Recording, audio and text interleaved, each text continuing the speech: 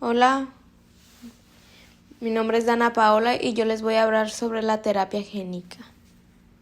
Pues primero que nada yo les voy a hablar sobre la terapia génica, que esta se define como una transferencia o introducción de material génico a una célula eucariótica. Este proceso es una alteración de cursos de enfermedades o corregir una alteración metabólica o génica.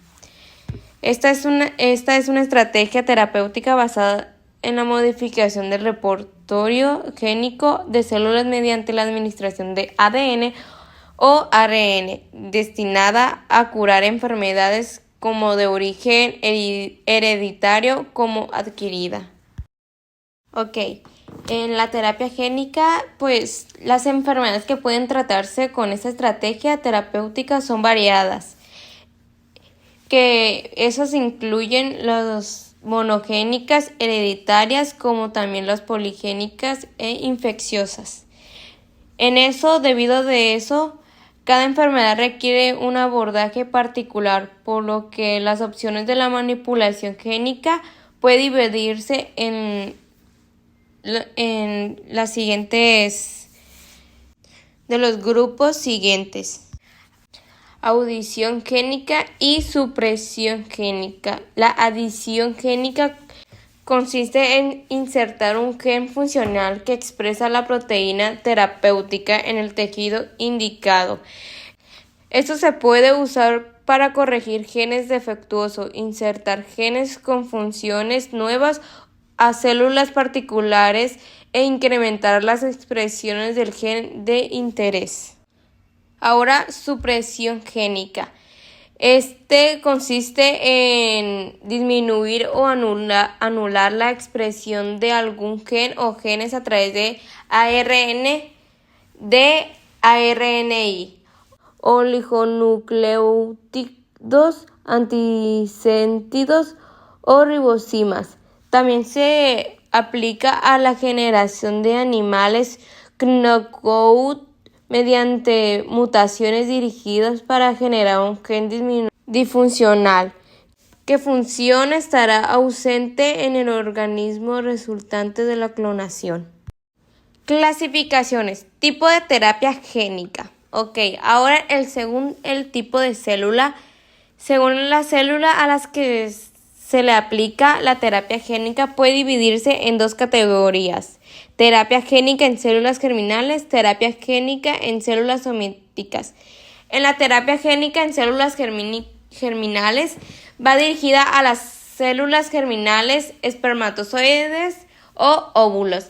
Al insertar genes en estas células se provoca un cambio génico permanente en el organismo que se deriva de esa célula, por lo que la modificación génica la adquiere generaciones posteriores. Esta terapia no se permite en humanos debido a las enormes aplicaciones éticas que conlleva en esta terapia. En la terapia génica en células somáticas, una o más tejidos son sometidas a la terapia génica mediante administraciones sistemática, tratamiento directo a previo extirpación del tejido. Además, es un procedimiento que involucra la transfección de material génico en prácticamente cualesquiera de las células del organismo y es el que se aplica en los protocolos clínicos. Según la metodología, el procedimiento utilizado para introducir el gen terapéutico, la terapia génica, se divide en tres categorías: terapia génico ex vivo. Este método se basa en la obtención y aislamiento del tipo celular específico del paciente que se va a tratar en la célula. Se cultiva en el laboratorio, en donde se les introduce el gen terapéutico con ayuda de un vector. Una vez que se tiene la certeza de que la célula expresa el gen terapéutico, se introduce nuevamente al paciente. En la terapia génico in vivo, este método consiste en la introducción directa del gen terapéutico al torrente sanguíneo del paciente, que llegará al órgano blanco e administrará directamente en el órgano o tejido, esos músculos, piel, etc., blanco dentro del organismo. En la terapia génico in situ se trata de una microinyección que introduce el ácido nucleico directamente a la célula para lograr la obtención de organismos recombinantes. También se aplica en la denominada terapia génico-suicida, que expresa los genes solo en las células malignas. Ahora, métodos de envío de genes. Células somáticas pueden dividirse en dos categorías: vectores no virales y vectores virales. La transferencia de genes en un vector viral se denomina transducción y realiza por un sistema no viral se denomina transfección. Transferencia de genes por un vector no viral. Los métodos no virales de envío de genes basan su acción en la entrega directa de la información genética dentro de las células blancas y esos sistemas muestran una baja toxicidad y en general su costo es bajo. La transferencia de genes es generalmente ineficiente y transitorio. Esto se divide en dos: físicos y químicos. En la parte de físicos hay tres, y una de esas es electroporación. Esa se utiliza para cultivar células y consiste en el uso de una celda donde se colocan las células que se adaptan a un electroportador que genera una corriente eléctrica del orden de milivoltios con una duración de milisegundos para generar orificios en la membrana celular. A través de estos orificios se introduce el material génico, generalmente por precipitación de complejos ADN sales. Bombardeo de partículas. Es el método de elección para la transferencia de células vegetales, ya que la pared celular es un obstáculo físico que bloquea de manera natural la transducción.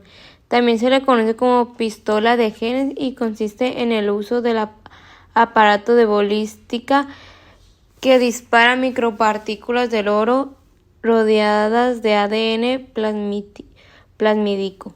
La fuerza aplicada permite que estas partículas atraviesen la pared celular y depositen el material génico en el citoplasma de la célula. En la microinyección,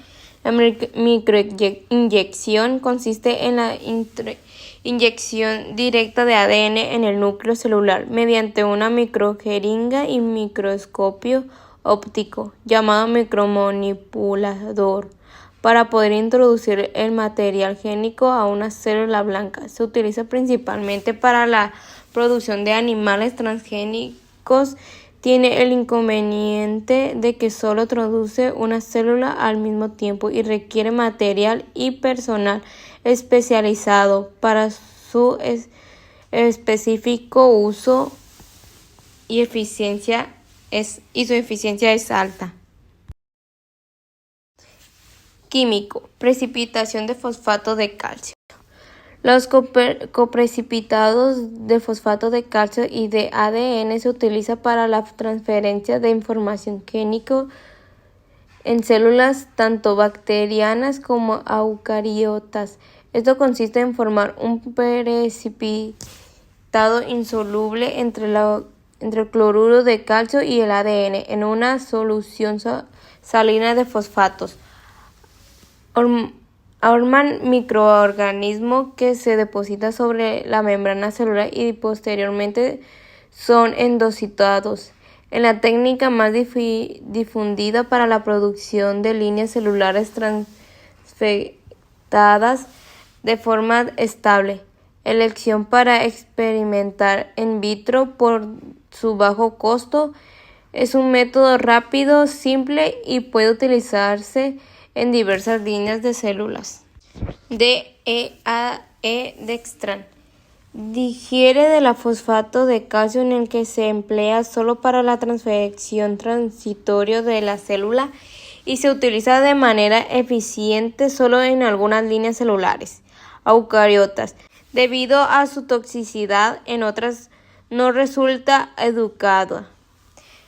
Eso se desconoce. El ADE dextran permite la extrada de ADN a las células y su transporte hasta el núcleo, pero se asuma que los complejos formados por el DEAE dextran y el ADN adhieren a la superficie celular y entran por endocitosis. Liposomas. Esta técnica se basa en el uso de moléculas lípidas de carga neta altamente positiva que interactúa con el esqueleto fosfato de la molécula de ADN. Estos polímeros de poliamidominas y lipopoliami con cargas positivas se unen electrostáticamente a las negativas del ADN y forman vesículos multianimales que interactúan con los lípidos de la membrana celular, lo cual facilita la transferencia de los ácidos nucleicos al interior de la célula. Transferencia de genes de vector viral.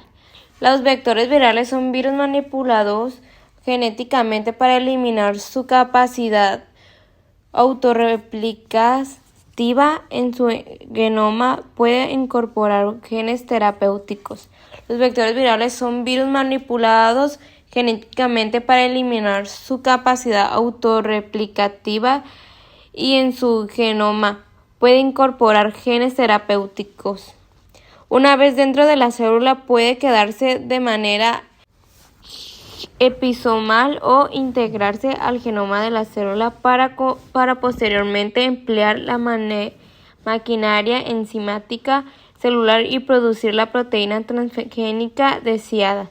Los vectores virales emplean los mecanismos naturales de infección viral para producir en la célula, generalmente a través de receptores celulares, e introducir el gen terapéutico que consiste en los vectores virales.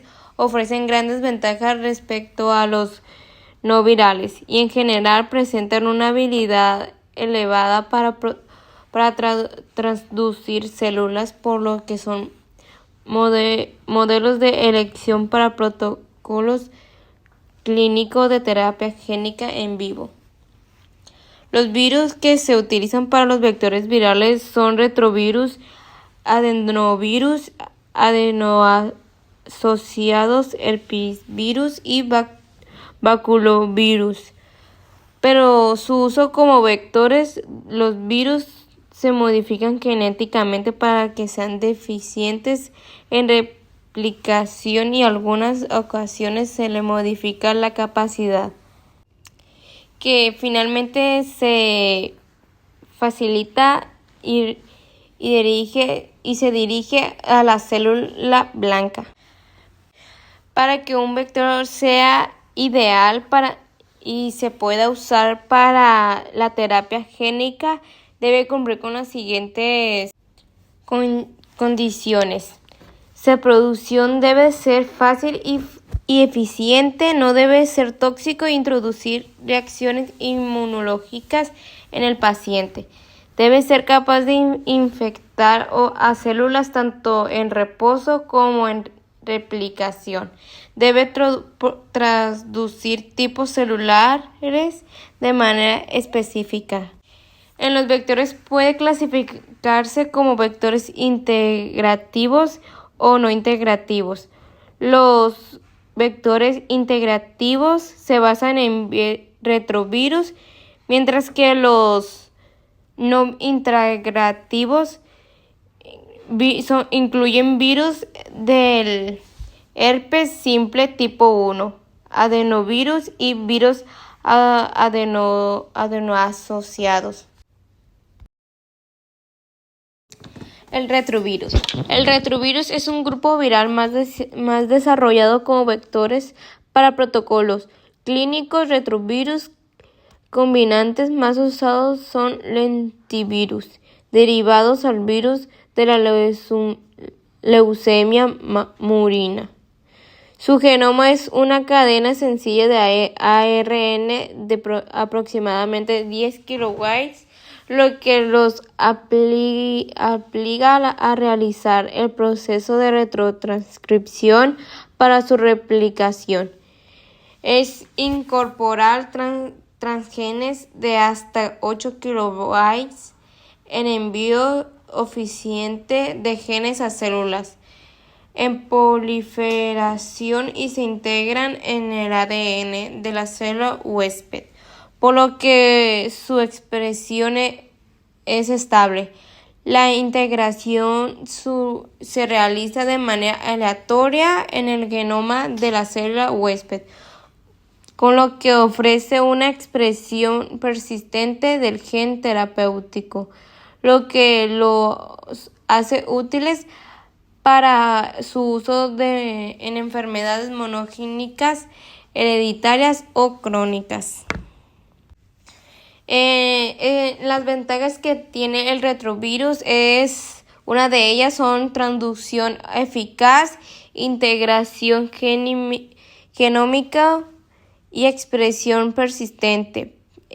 Permite la expresión a largo plazo del gen terapéutico, penetra efectivamente en la célula de división y se integra en materia génica de las células huéspedes sin introducir los genes virales. Las desventajas que tiene este virus es dependiente de la división celular, dificultad para controlar y asegurar la expresión, el tamaño de los genes que se introducen es limitada y existe potencial de daño del genoma por integrarse en este al azar. Este virus, el herpes virus, es un virus de doble cadena de ADN de la familia Herpesviridae. El género más usado como vector es simplex virus. Su genoma mide aproximadamente de 120 a 240 kilobytes, lo que le permite aceptar transgenes de gran tamaño o inclusive varios genes. El herpes virus puede ser una herramienta muy valiosa. Sus células del sistema nervioso central, ya que sus células diana son de las neuronas y se trata de un virus integrativo. Su capacidad de expresión persistente, su complejidad, así como el hecho de que aún se duda de la existencia de unos herpes virus no replicativo o sin capacidad de producir las proteínas líticas, ponen en entredichas la seguridad de utilización. El adenovirus. El adenovirus son miembros de la familia Adenoviridae. Se trata de unos virus de ADN de doble cadena con una longitud de 30 a 35 kilobytes y puede aceptar hasta 8 kilobytes de material génico exógeno. El virium es de 30 a 100 nm de diámetro sin envoltura. Puede afectar a una gran variedad de células, tanto en división como en reposo. Los antivirus gules tienen la capacidad de acomodar material génico de hasta 100 kilobytes, ya que crecen de prácticamente todo su genoma, con excepción de las secuencias empaquetadoras. Los adenovectores deben su éxito en terapia génico a que son biológicamente muy seguros. Se producen fácilmente en el laboratorio y de manera silvestre. Solo se les relaciona con infecciones respiratorias y gastrointestinales leves. Alrededor de 90% de la población humana se encuentra sensiblemente a los adenovirus por haber estado en contacto en ellos, y por ello los humanos tienen anticuerpos circulantes contra ellos, lo que limita la aplicación de protocolos clínicos. Por ello, su principal desventaja estriba en la fuerte respuesta inmune que despiertan en el huésped, lo que puede llegar a limitar la eficiencia en su uso como vehículo génico, debido a que puede eliminarse por el sistema inmune.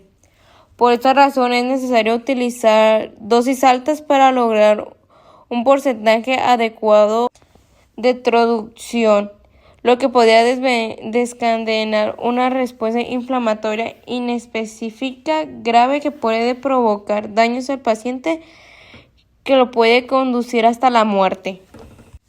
Una ventaja que tiene es que se logra en alto nivel de expresión, es relativamente fácil de manejar, como también infecta un buen número de tipos de células, como que también es leve y afecta como agentes patógenos en el ser humano. Pero pues sus desventajas, como ya habíamos dicho, que se expresan varias proteínas virales que resumen inmunogenéticas, como también la introducción repetida no es satisfactoria normalmente, a menos que la expresión inicial esté acompañado de una modulación inmunológica para suprimir la respuesta inicial a las proteínas de la cápsula adenovirus. Los virus adenoasociados son virus relativamente pequeños de 45 a 60 de diámetro, cuyo ADN es de cadena sencilla con una longitud de 4.7 kilobytes. Tiene una capacidad limitada para la inserción de genes, es solo 1 kilobyte, y son capaces de infectar tanto células en reposo como en replicación. Las AAV silvestres se integran de forma selectiva en el cromosoma 19.